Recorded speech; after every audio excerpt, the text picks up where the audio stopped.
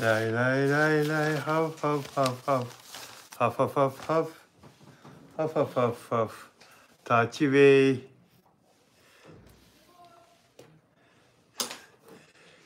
Şebnem sana geldiler. Misafir geldi. Lay lay lay lay hav hav hav hav. Haf haf haf haf. Haf haf haf haf. Evet, canlı yayınımız başladı. Bekliyorum gelmenizi. Gelmenizi bekliyorum. Stoak hoş geldin canım. Nasılsın? İyi misin? Tarçın havlama. Ege merhaba. Tarçın havlama ama Tarçın. Tarçın kendisini iyi hissedince havlamaya başladı. Semra Karataş, Milk, Servin işi sağlam, Sıla Deveci, Alketa, Serkan Demirci, Milk, Stoak. Dostlar iyi misiniz? Tarçın ne oluyor Tarçın? Tarçın. Evet, herkesin gelmesini bekliyoruz. Hoş geldin, hoş geldin. Tarçın susar mısın? Tarçın'ın teyzesi geldi. Hidayet'in teyzesi geldi eve. Tarçın da nasıl ama nasıl çok sevdiği için coştu. İyileşiyor, her gün iyileşiyor Tarçın çok şükür. Dünden daha iyi. Ameliyat yeri dikişi biraz daha kapanmış gözüküyor. İnşallah böyle giderse 4-5 gün sonra dikişlerini aldıracağız Tarçın'ın. Soran dostlar için teşekkürlerimi iletiyorum buradan. Milk iyiyim, sen nasılsın? Stoak ilk geldi. Evet, Serkan Demirci merhaba kardeşim. Dostlar, gelen dostlar beğen yaparlarsa sevinirim. Afra'nın New York fotoğraflarını gördünüz mü? New York'ta çektiği fotoğraflardan beğendiklerini paylaştı Afra Saraçoğlu. Dün umarım gördünüz hepiniz. Afra Saraçoğlu'nu sevenler de sevmeyenler de görmüştür. Kaçırmazlar bu güzel fotoğrafları diye düşünüyorum. O fotoğraflarla ilgili biraz sonra konuşacağız dostlar. Mert Ramazan Demir'le de ilgili başlıkta okumuşsunuzdur. İlginç bir gelişme var, onu konuşacağız. Mert Ramazan Demir'in 2026 yılında yani Ocak'tan sonra çalışacağı, Ocak'tan sonra çekimlerin gerçekleşeceği ve çok beğendiği bir proje var. Onunla ilgili konuşacağız. Mert Ramazan Demir'in yeni rolü nasıl olacak? Onu konuşacağız dostlar. Ve 2 gün evvel Akın Özü, sevilen oyuncu Veliaht dizisinin başrolü Akın Akınözü'nün doğum günüydü. 35 yaşına girdi. 22 Eylül 1990 doğumlu Akın Akınözü ve dün çok sevilen Çağatay Ulusoy'un doğum günüydü. 23 Eylül 1990 doğumlu. O da 35 yaşına girdi. Bir gün farkla ikisi de 35 yaşına girdi. İkisinin de doğum günlerini kutlayalım. Kutladık bile. Peki yeni gelen arkadaşlara da merhaba diyoruz ve lütfen beğen yapın. Ne kadar az beğen. Katılıyorsunuz, izliyorsunuz, beğeniyorsunuz ama beğen yapmıyorsunuz. Lütfen beğen yapın dostlar ve ve e, ve Fatoş İnanoğlu merhaba diyor. Merhaba Deniz Arıncı nasılsın? Nelida merhaba. Yegane Elanura evet Gürcistan'dan çok teşekkür ederim. Inga Edistavi merhaba. Adrina nasılsın Adrina, iyi misin? Hola Adrina. Çalpon İsayeva merhabalar. Gülşen de burada. Evet, Miledi de geldi. Merhaba Miledi. Yegane buradaydı zaten. Gülseren teşekkür ederim. Sıla Deveci bugün daha iyiyim. Sen beni çözdün Sıla. Teşekkür ederim. Serkan Demirci. Seni gördük, iyi olduk diyor. Peki. Şarkıcı Teoman, ya şarkıcı Teoman beni çok eğlendiriyor. Bilmiyorum. Siz kendisini beğeniyor musunuz? Şarkılarını hepimiz çok beğeniyoruz Teoman'ın tabii.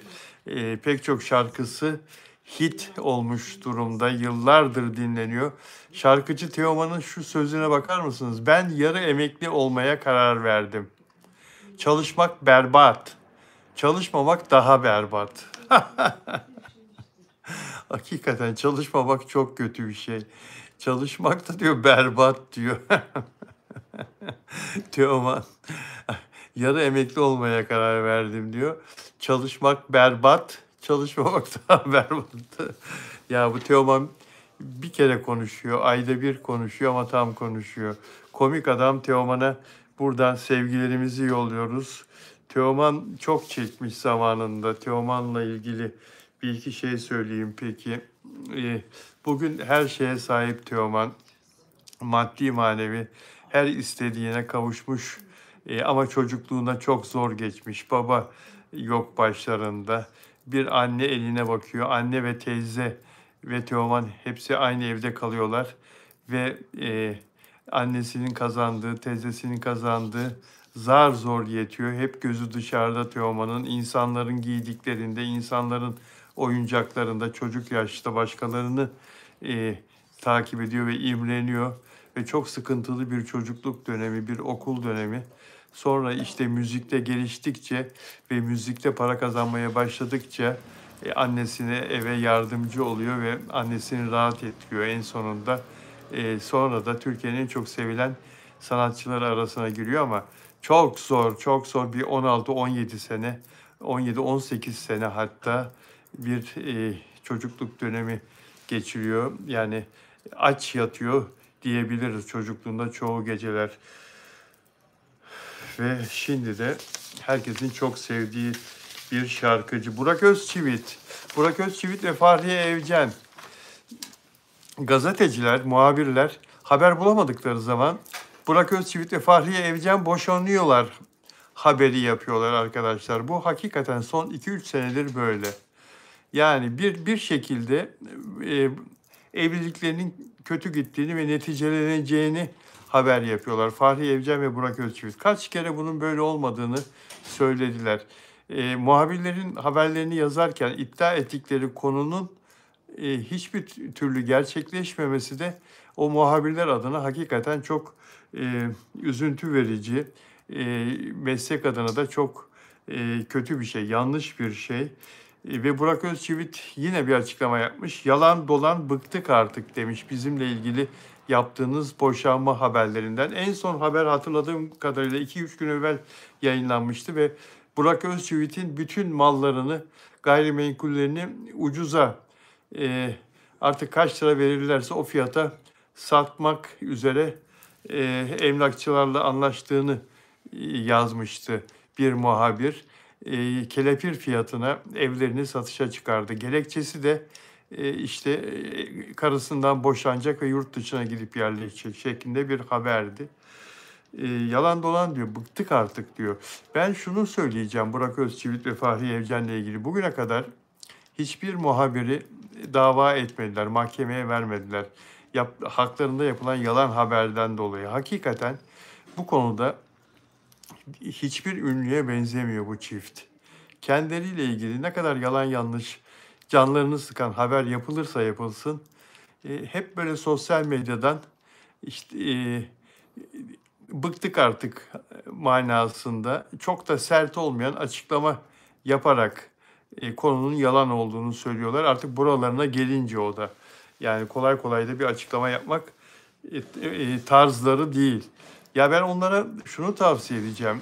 Ben de o kadar çok rahatsızım ki gazetecilik adı altında iş yaptıklarını iddia edip de yalan haber, sürekli yalan haber yapan kişilerden. Bunlar içinde hakikaten gazetelerde çalışan, haber sitelerinde çalışan kişiler de var. Hiç gazetecilikle alakası olmadan sosyal medyada bir site açıp bir uygulama üzerinden bir magazin sayfası açıp haber yapanlar da var. Ben Burak Özçivit'e diyorum ki dava aç Burak. Yalan haber yazan kişileri mahkemeye ver. Hakikaten mahkemeye ver. Ödesinler tazminat, ceza ödesinler ve akılları başlarına gelsin. Bak ondan sonra bir daha yapıyorlar mı? Yani bu bize de leke sürüyor çünkü. Bizi de çok rahatsız ediyor. İşini düzgün yapmaya çalışan, mesleğini yıllarca hakkıyla yapmaya çalışan benim diğer meslektaşlarımı da beni de çok rahatsız ediyor. Bu yalancılar, bu palavracılar. Burak Özçivit'e lütfen bunu kesip yollayın. Lütfen rica ediyorum. Ve dava açsın. Dava açsın. Yalan habercileri başka türlü önleyemez arkadaşlar. Bir nevi kullanılıyor Burak Özçivit ve Fahriye Evcen. Evet kullanılıyor o yalancı gazeteciler tarafından. Bu çok acı bir şey. Peki arkadaşlar mesajlarınıza bir daha bakayım. Milk iyiyiz diyor. Keyfiniz yerinde gözüküyor diyor. Evet en sevdiğim baldızım geldi ondan olabilir. Hidayet'in teyzesi. Nerede? Hidayet'in yanına mı gitti? Yok gitti. Öyle mi? Uğramış. Peki. Uğramış ve gitmiş. Ben yayındayım. Şebnem'le biraz konuşup eşimle. Rahatsız etmek istemedi herhalde ama olmaz yani. İçeride Hidayet'le otursaydı keşke biraz. Neyse. Esma Eken merhaba Bilal Bey. İyi yayınlar diyor. Ne güzel çiçekler onlar Esma Eken. Adriana. Hola Adriana. Brezilya. Brezilya'dan Adriana. Hola. Hola Maria. Hola Adriana Meira. Dos Santos. Soyadları da çok enteresan değil mi arkadaşlar? İsimleri uzun oluyor Güney Amerikalıların. Dos Santos. O bayılırım Santos soyadına. Santos Brezilya'da en çok sevdiğim futbol kulübü. Adriana. Çevirisini çevirisinden anlayacaksın. Biraz sonra çeviri yüklendiğinde yayın bittikten sonra Santos kulübünde dünyanın en büyük futbolcusu Pele oynuyordu değil mi? Pele oynuyordu ya. Pele'nin kulübü. Pele'nin ortaya çıktığı ve sonra oynadığı kulüp. Charlie Todd. Charlie, welcome. Charlie. Osman Ulusan nasılsın Osman iyi misin? Geçen gün bir yorumun vardı çok beğendim Osman. Hangisi olduğunu hatırlamıyorum tabii ama çok beğendim. Yegane Osimova. Peki Yegane. Teşekkür ederim. Sen nasılsın? Merguba. Merguba hoş geldin. Havlamasından belli diyor. Milk Tarçın'ın sevdiği bir kişinin eve geldi. Tarçı Bey. Tarçı Bey. Tarçın. Uyuyor. Vicky selamlar diyor. Tamam. Aleyküm selam. Zeynep nasılsın? Evet dostlar. Çağla Şikel, televizyon sunucusu, ünlü televizyon sunucusu Çağla Şikel kitap çıkaracağını söylemiş. Eski mankenlerden hala mankenlik yapıyor. Yılda bir iki kere çok büyük defile olduğu zaman mankenlik yapıyor. Formunu hep iyi koruyor Çağla biliyorsunuz değil mi? Hep yani vücudu her zaman bakımlı, boyu, kilosu her zaman ölçüsü yerinde, ip ince bir genç kız gibi. Halbuki kendisi 46-47 yaşında. Çağla kusura bakma. Ben yani işim gereği her şeyi açık açık konuşurum. Yani şimdi yaşını bilmiyorum diyemem tabii. Ama çok bakımlı, hala güzel bir hanım Çağla Şikel. Zaten ben hep söylerim kadınların en güzel yaşı 50'dir. 50'dir arkadaşlar. 50 ve 50'den sonrasıdır. Bu arada eşim Şebnem de 50 yaşında. Şebocan, nasılsın? En güzel yaşındasın. Evet. Beğen sayısı çok az. 50 kadınların en güzel 50 dedim diye kızdınız mı? Kızmayın, kızmayın. Tamam 25'tir 25. 25 yaşındakiler sevinsin. 25-26 yaşındakiler sevinsin. Evet Çağla Şikel söylüyordum, anlatıyordum. Çağla Şikel demiş ki arkadaşlar kitap çıkarıyorum, kitabım çıkıyor. Ya şimdi ben bunu anlayamıyorum. Nasıl bir kitap olacağını ben size söyleyeyim dostlar. Gençlik öğütleri, güzellik öğütleri, bakım öğütleri, işte vücuduna nasıl bakarsın, yüzüne ne süreceksin, nasıl bakarsın, makyaj öğütleri, işte günlük neler yapman gerekiyor kendini iyi hissetmen için, zinde hissetmen için, sağlıklı ve güzel hissetmen için. Böyle bu tip bir kitap olacağına %100 eminim. İddiaya girmek isteyen varsa iddiaya da girerim. Bir dondurmasına canım çok dondurma çekti. Getirden yollarız birbirimize.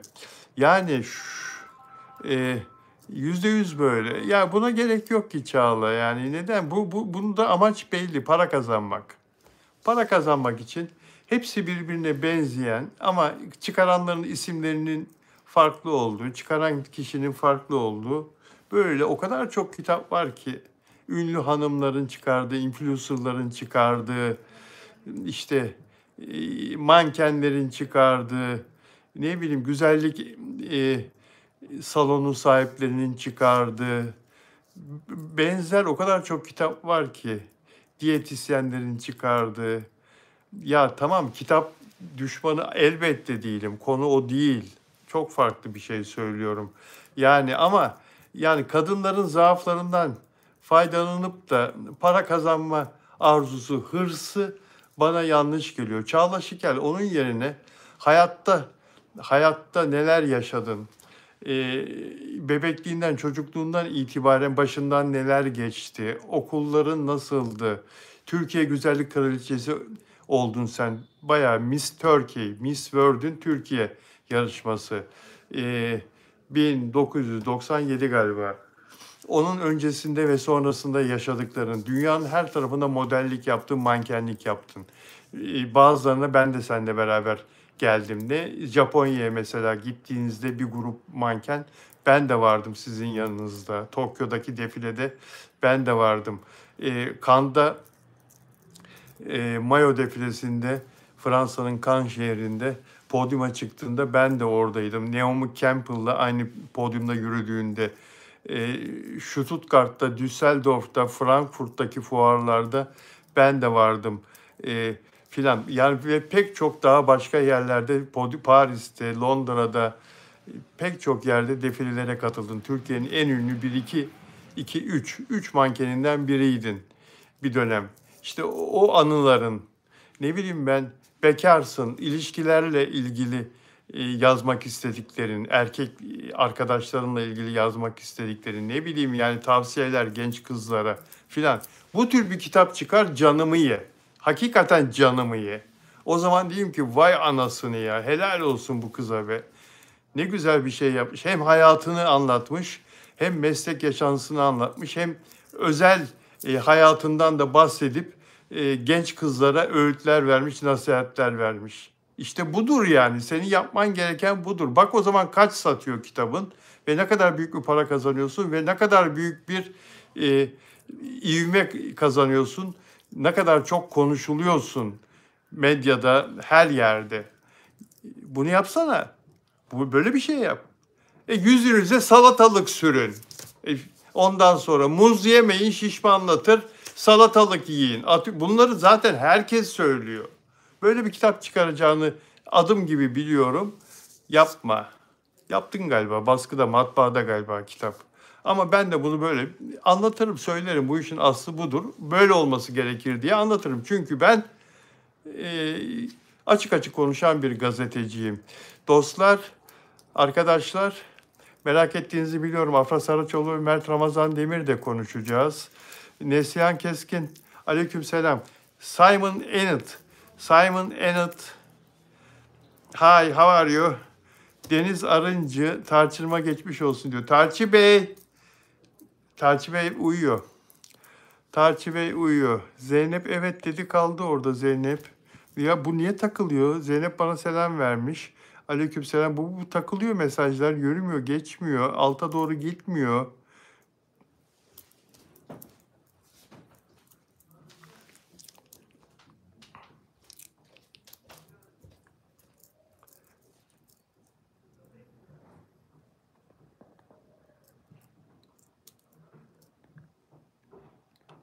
Evet.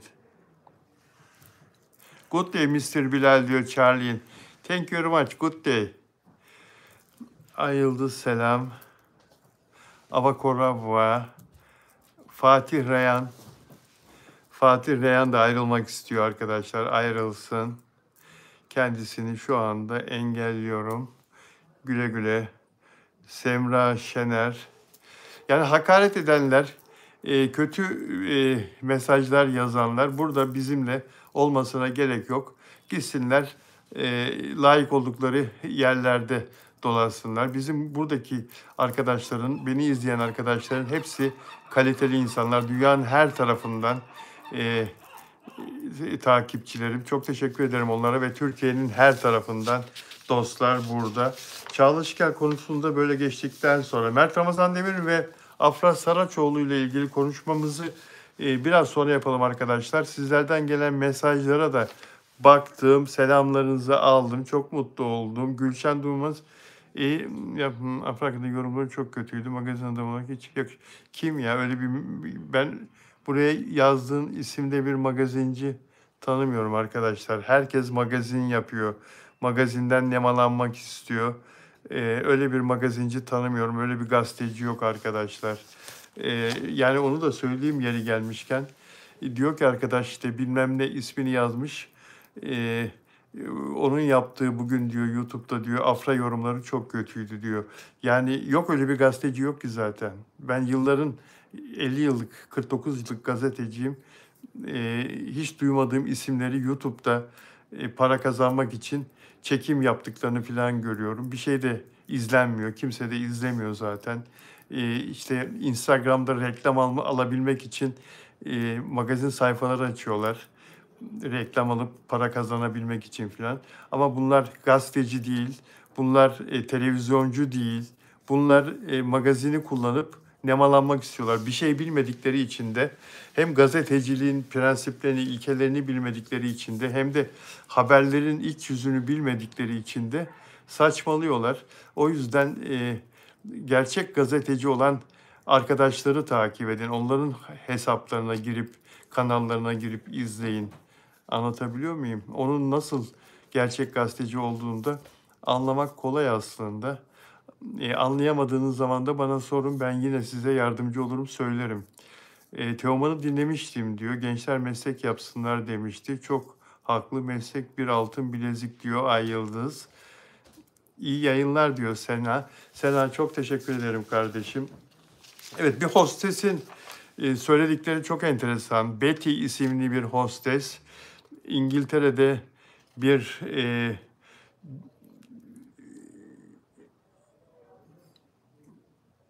dergiye yolcu uçaklarında servis edilen kahve ve çayı asla içmeyin diyor. Betty takma ismiymiş bu arada, pardon. Betty takma isimli hostes. Çünkü uçakta kahve yapmak için kullanılan su, tuvaletleri çalıştırmakta kullanılan suyla aynı kaynaktan geliyor demiş. Bu Betty takma isimli hostes. Bakteri içerebilir demiş. Sağlık için risk. Test de yapıldı. Bazı testlerin sonucu negatif çıktı. Sonra o testler tekrarlandı, pozitif çıktı diyor Betty. Böyle bir tehlikeden söz ediyor. Betty'nin bu iddiasını gazeteciler bir uçak şirketi yetkilisine sormuşlar. Bir ciddi bir uçak şirketi bu. O da demiş ki bu çoğu uçak şirketi arasında yaygın bir uygulamadır. Sistemin tesisat tasarımı nedeniyle çapraz bulaşma kesinlikle mümkün değildir. Yani tuvalette kullanılan suyla kahvede kullanılan su aynı kaynaktan uçağa gelebilir ama çapraz tesisat tasarımı nedeniyle bulaşma kesinlikle olmaz. Ayrıca uçaklara her gün taze su da yüklenir diyor uçak şirketi yetkilisi. Ama benim aklım karıştı şimdi. Acaba uçakta bir daha kahve ve su içmesem mi? Ya insanlar yanlarında götürebilirler aslında uçak yolculukları için. Yani 2-3 saatlik bir uçak yolculuğu için termosa koyarsınız kahvenizi, daha önceden hazırlarsınız. O 8-9 saat termosta sıcak kalabiliyor biliyorsunuz. 8 saate kadar. İyi termoslarda tabii. Güzel termoslar var. Bir de çok ucuz termoslar var. Onlardan uzak durun zaten. Hiç almayın. Termos diyor, plastikten yapılmış bir şeyi satıyor filan mesela. Fiyatı ucuz diye hiç yanaşmayın. Dolayısıyla kendi kahveni kendin içersin. Çayını kendin içersin. Ben televizyon programı yaptığım zaman evde sabah çıkmadan evvel kahvemi termosa koyuyorum ve kuliste program öncesi çalışırken 2 fincan kahvemi 2 saat içinde rahat rahat içiyorum. Çok da keyifli oluyor, sıcacık. Termos kullanmak pek çok zaman insana çok daha kaliteli bir e, keyif veriyor. Başkasının yaptığı, bilmediğim bir yerden yapılan bir kahveyi içmektense. Tabii ki çok büyük markaların kahveleri, çok büyük marka e, kahve mağazaların, dükkanların kahveleri, onlar güvenilir, içilir. Onlarda öyle risk olmaz. Peki dostlar, evet, Mert ve Afra'dan konuşacağız. Afra ve Mert'le ilgili konuşacağız. Martin'in selamını aldım. Martin'e de ben selam söylüyorum. YDTD geldi. İyi yayınlar Bilal Bey diyor. Afra Mert kalp diyor. Peki. Sebuhi, Mehmetov, aleykümselam. Dicle, Emir Kahraman, Gülşen Dönmez. Benim özel üyelerim burada mı? Benim özel üyelerim, özel abonelerim burada mı? Yayında mı? Nelida Manzano, Arjantin'den. Nelida burada mı? Nelida Manzano, Arjantin'den. Benitez burada. Espanol, Aldana Benitez. Hola Benitez, hola Aldana. Çiğdem Aslan Argun burada.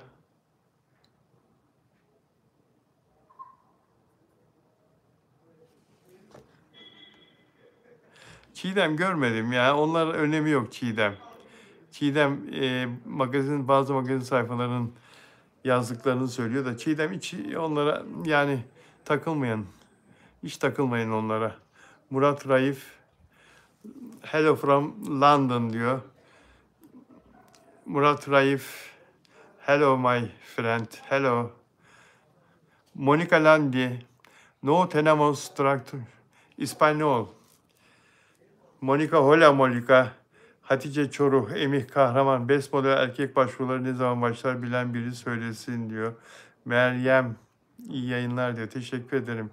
Melahat, Martin, Mert dizi çekimi Ekim'in ilk haftası bitiyormuş. Ve Afra'nın da başlayacak görüşmeleri. Bakalım nasıl olacak. Kadının yaşı sorulmaz diyor Sıla Deveci. Vallahi sorulmaz da Sito. Ben işim gereği herkesin yaşını konuşurum yani. Çünkü bilgilendirmem lazım. Beni izleyenleri, beni dinleyenlere bilgi vermem lazım. Şimdi ben birkaç kere Ajda Pekkan'la ilgili video çektiğim şeyde Instagram'da yayınladım. Ajda 79'u bitirip 80'e giriyor. 80 yaşına giriyor. Çok az kaldı 80 yaşına girmeye. 80 yaşındaki Ajda Pekkan dedim. Örnek olsun dedim size dedim, insanlar dedim. Bakın dedim, kadın sahnede 3 saat şarkı söylüyor. Ayakta 3 saat. Hiç oturmuyor. Bülent Ersoy oturarak söylüyor mesela. İbrahim Tatlıses hasta, oturarak söylüyor. Serdar Ortaç hasta, oturarak söylüyor. Ajda Pekkan 80 yaşına geldi, ayakta dans ediyor şarkı söylerken. Ve kadınlar, çiftler, evli çiftler, yaşlı çiftler evde kavga ediyorlar. Adam diyor ki karısına, bak gördün mü Ajda Pekkan'ı? Fişek gibi yerinde duramıyor. Sen ah belim, ah belim, ah sırtım deyip duruyorsun. Bütün gün kafamı ütülüyorsun hanım diyormuş. Yaşlılar böyle söylüyorlar filan deyince Ajda beni engelledi. Engellemedi. Takipten çıktı. Takip ediyordu. Instagram'da takipten çıktı. Sinirlendi yaşını söyledim diye. Ama yani söylemek zorundayım zaten. Bu aslında Ajda'yı kötülemek için söylenmiş bir şey değil ki. Ben onu met ediyorum. Ama anlamadım. Kadınlar çok kızıyorlar yaşlarını söylediğimiz zaman. Evet, Dilek Şenyurt burada mı? Benim özel abonem Dilek Şenyurt burada mı? Mert ve Afra çok güzeller diyor. Melahat. Katılıyorum.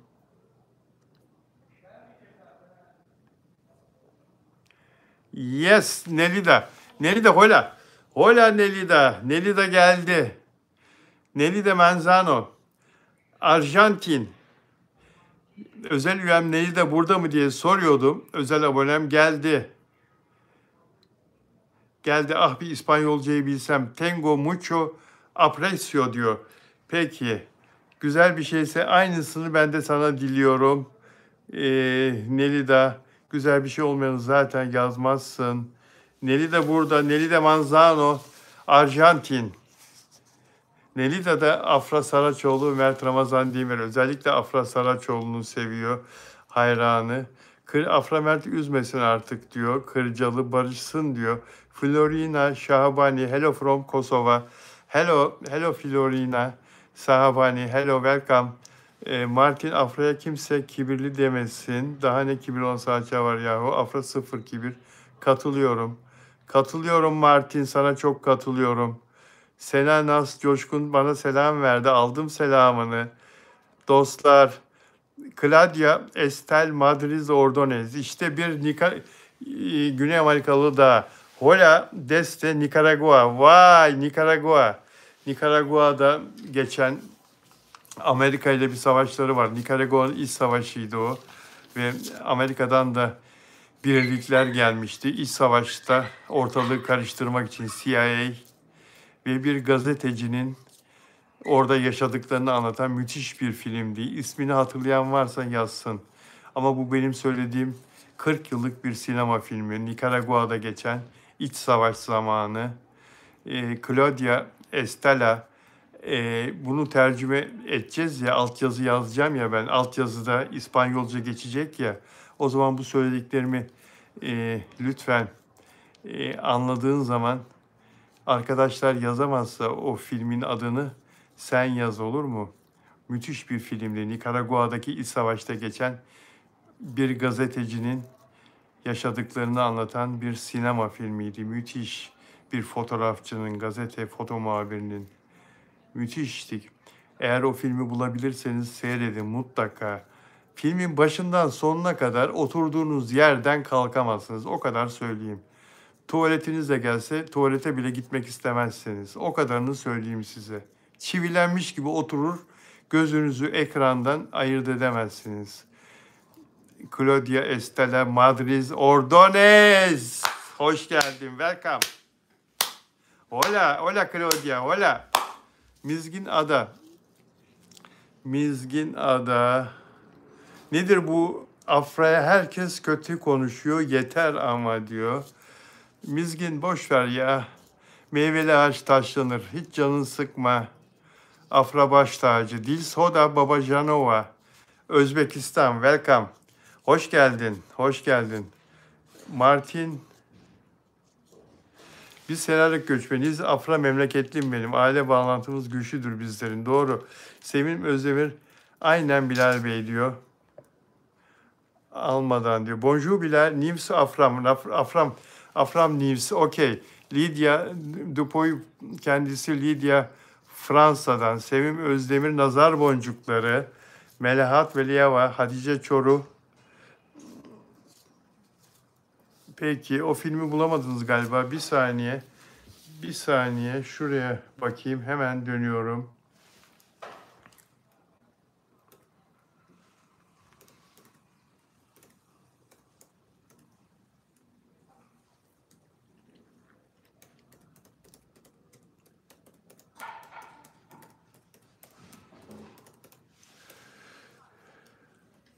Yes, 1983 yılı yapımı.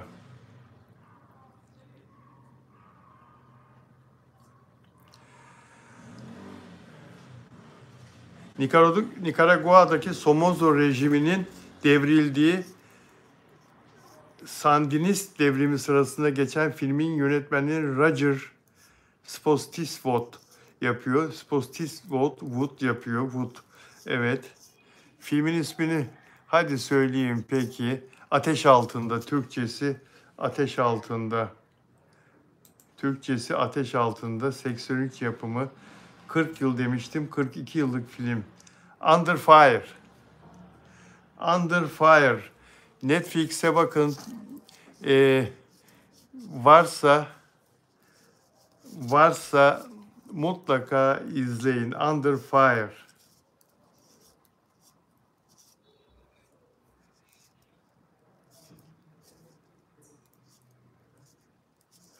Evet arkadaşlar, Elanur bana selam verdi. Aleykümselam. Sevim Özdemir'in de selamını aldıktan sonra, Nelida'ya da welcome dedikten sonra dostlar, beğeniyorsanız lütfen beğen yapın. Bu arada sizler de özel abonem olabilirsiniz, özel üyem olabilirsiniz. Bunun için yapmanız gereken şey açıklamalarda, sayfamda başlığın hemen altında yazdığım açıklamalardaki o yolu izlemek. 4-5 madde var alt alta. Zaten YouTube sizi yönlendiriyor. Süper etiket ve süper chat de alabiliyorsunuz dostlar. Bu arada hype yaparsanız, hype ederseniz çok mutlu olurum. Beğen düğmesine dokunduktan sonra her aboneye hype seçeneği gösterilir. Hype etmek ücretsiz. Ücretsiz hype etmek. Çok mutlu olurum dedikten sonra Hatice Çoruh, İsmail Elizade, Samra Karadaş, Nuray Yaylacı, Gülseren Başdoğan,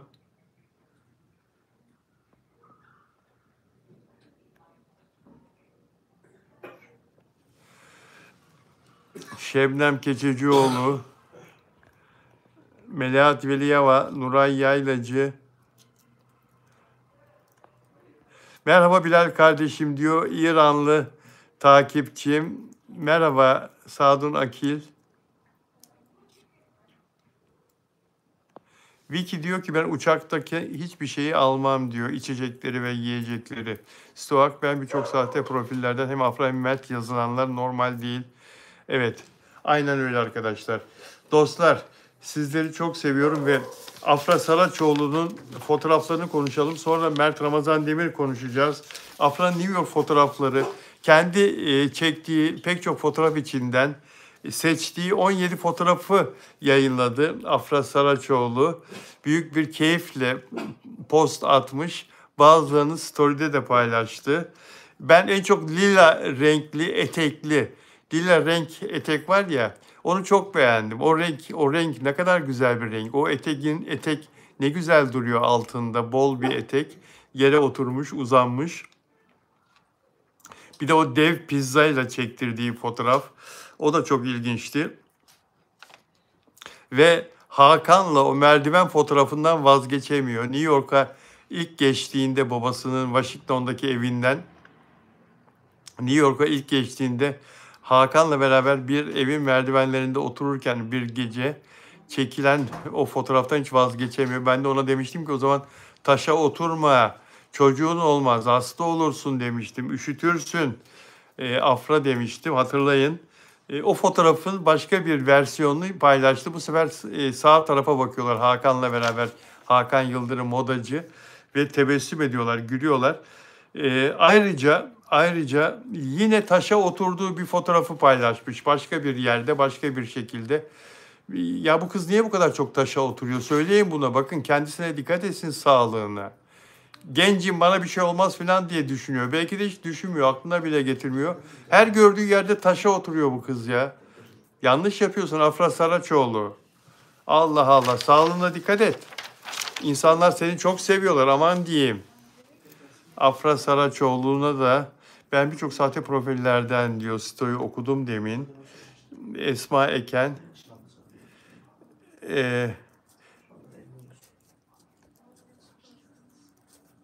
Boğla Sipsa. Boğla Sipsa'da Ay Yıldız, Afra ve Mert kendi hayatlarına devam etsinler. Burcu Demir, Sıla Deveci, Mehmet Hatice Çoru. Duşanka burada. Duşanka burada. Duşanka hoş geldin. Welcome Duşanka. O kalpler ne kadar güzel. Selam, Melahat geliyor. Afram'ı çok... Peki dostlar, hadi Mert Ramazan Demir konuşalım. Mert Ramazan Demir'in 2026 yılında, yıllar ne kadar çok çabuk geçiyor. Nasıl büyüdü ya? Bir anda aklım gitti. 2026'dayız. 2000 yılına, milenyuma giriyoruz diye ne kadar sevinmiştik. Daha dün gibi aklımda. Milenyumu görebilecek miyiz? Allah bize ömür versin de milenyumu görelim diye dua ediyorduk. 2000 yılını e, hepimiz gördük çok şükür. Ve geldik 2025'e, 2026 Allah izin verirse. Mert Ramazan Demir Ocak ayında ulusal kanalda ekranlara dönme ihtimali var. Ulusal bir kanalda Mert Ramazan Demir'in Ocak ayında ulusal bir kanalla ekranlara dönme ihtimali var. Elbette kendisini dijital platformlarda izliyoruz ve izleyeceğiz. Dizinin ismi Avcı. Geçtiğimiz günlerde konuşulmuştu ya, Avcı ile Mert Ramazan Demir'in ismi geçiyor şeklinde. Su Burcu Yazgı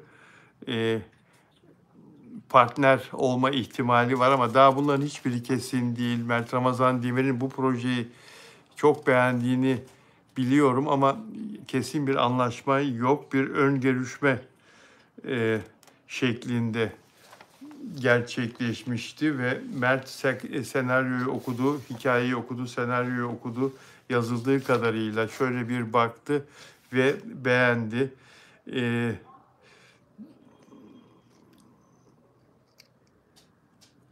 Bu öncelikle 2025 sonbaharı için, bu sene sonbaharı için çekimlerin başlaması planlanıyordu ama 2026 Ocak ayına ertelendi arkadaşlar.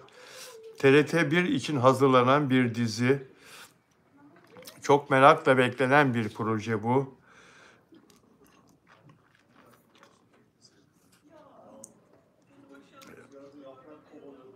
Ezel dizisini hatırlayan var mı? Kenan İmirzalıoğlu'nun Ezel gibi yüksek reytingli dizilerin senarist ekibinden esinlenilen bir aksiyon gerilim projesi olduğu konuşuluyor.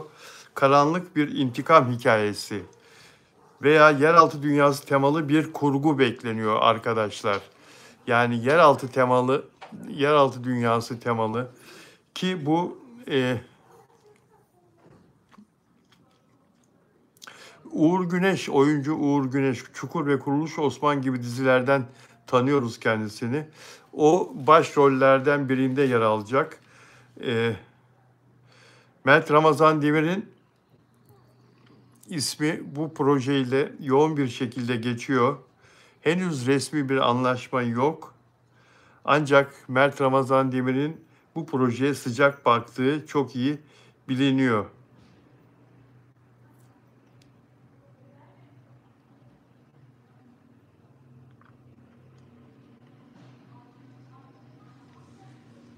Yeni Ezel benzetmesi yapılıyor bu diziyle ilgili.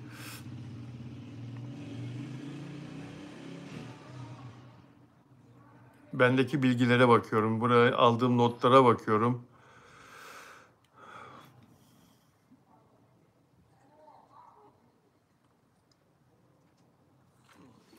Ezel'in senarist ekibinden Kerem Denen bu projede olacak. Bir intikam gerilim hikayesi ve Mert böyle bir hikaye için ideal oyuncu olarak gösteriliyor arkadaşlar.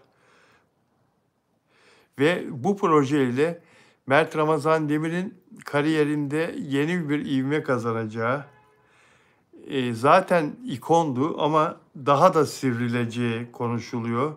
Erkek odaklı, aksiyon dolu bir rol, Mert'in rolü. Senaryo hala yazılıyor, devam ediyor ve proje planlaması yapılıyor. Hiçbir oyuncuyla imza atılmış değil. Karanlık bir geçmişe sahip, intikam peşinde koşan, defoları ve duygusal derinliği olan bir anti kahraman rolü bekleniyor Mert Ramazan Demir için.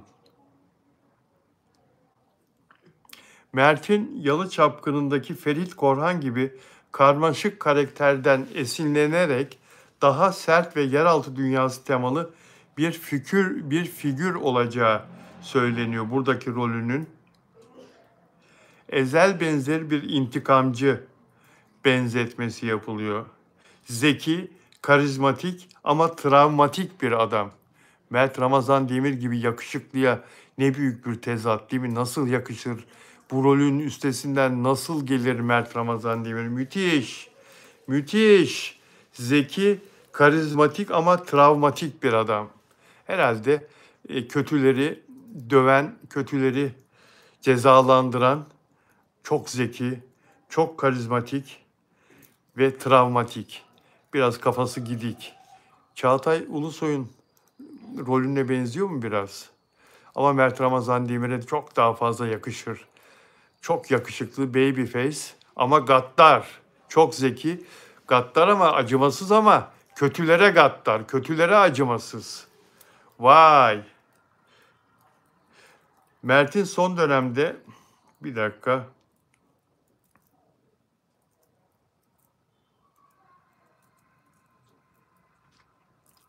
çekici ama tehlikeli bir profil.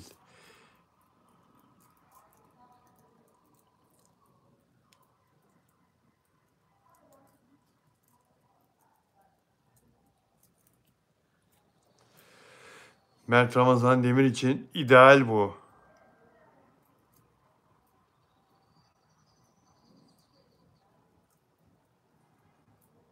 Eğer Mert kabul ederse bu proje için Uğur Güneş'in başroldeki Gülsim karakteri bağlantılı bir partner figürü olma ihtimali fazla diyor. Aldığım notta. Öncelikle şu Bize Bir Şey Olmaz aktanı bir izleyelim inşallah arkadaşlar. Hemen çekildikten sonra montajı yapılsın, post production'ı gerçekleşsin ve hemen yayına girsin. Bize Bir Şey Olmaz ve izleyelim, Mert Ramazan Demir'e bir doyalım. Ondan sonra bu Avcı dizisi de inşallah kabul eder. Bu çok değişik, çok ters köşe bir rol. Ben çok isterim böyle bir rolde Mert Ramazan Demir'i izlemeyi. Ve 2026'da da inşallah Şubat, Mart'tan itibaren onu böyle bir rolde seyrederiz arkadaşlar diye düşünüyorum. Siz ne düşünüyorsunuz? Aşağı doğru kaymıyor. Kaymıyor.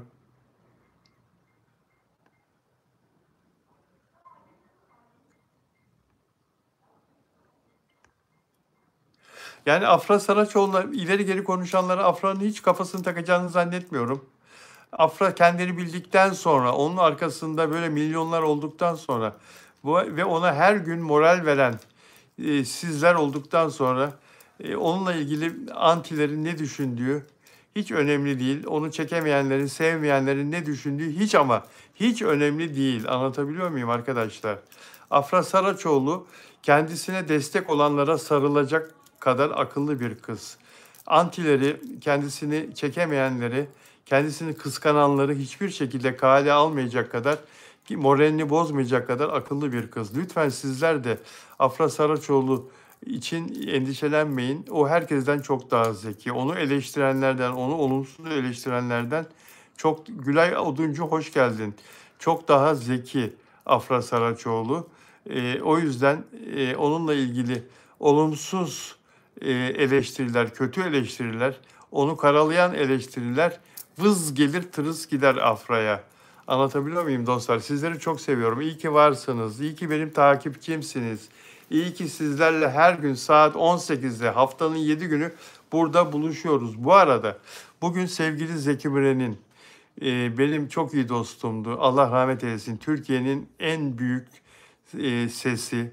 Onun gibi bir ses öleli 29 yıl oldu, aramızdan ayrıldı. Bir daha gelmedi. Onun gibi bir ses de gelmez bir daha. Müthiş, mükemmel bir ses. Aranızda onu dinlememiş olanlar varsa, yabancılar için söylüyorum. Gençler yetişememiş olsa da Zeki Müren'i mutlaka dinlemişlerdir. Onu dinlememiş olanlar varsa Zeki Müren'i dinlesinler, şarkılarını. Müthiş bir ses, güzel bir ses, eşsiz güzellikte bir ses. Benim çok yakın arkadaşımdı. Her gün telefonla konuşurduk. Çok yakın dostumdu. 29 sene evvel bugün kaybettik. Onunla ilgili de bir yazı yazdım bugün. Bilalozcan.com web sitemde, internet sitemde bir yazı yazdım. O yazıyı da okumanızı tavsiye ederim arkadaşlar. Ve Twitter'da da paylaşımlar yapacağım. Yapacağım. Twitter adresim de Bilal Özcan benim. Yapmaya devam edeceğim. Ve Instagram'da da bekliyorum sizleri. Bilal Özcan Official Instagram hesabımdaki paylaşımlarımı da hem story'de hem postta izleyin lütfen. Dostlar sizleri çok seviyorum. Kendinize çok iyi bakın. Sevgiler.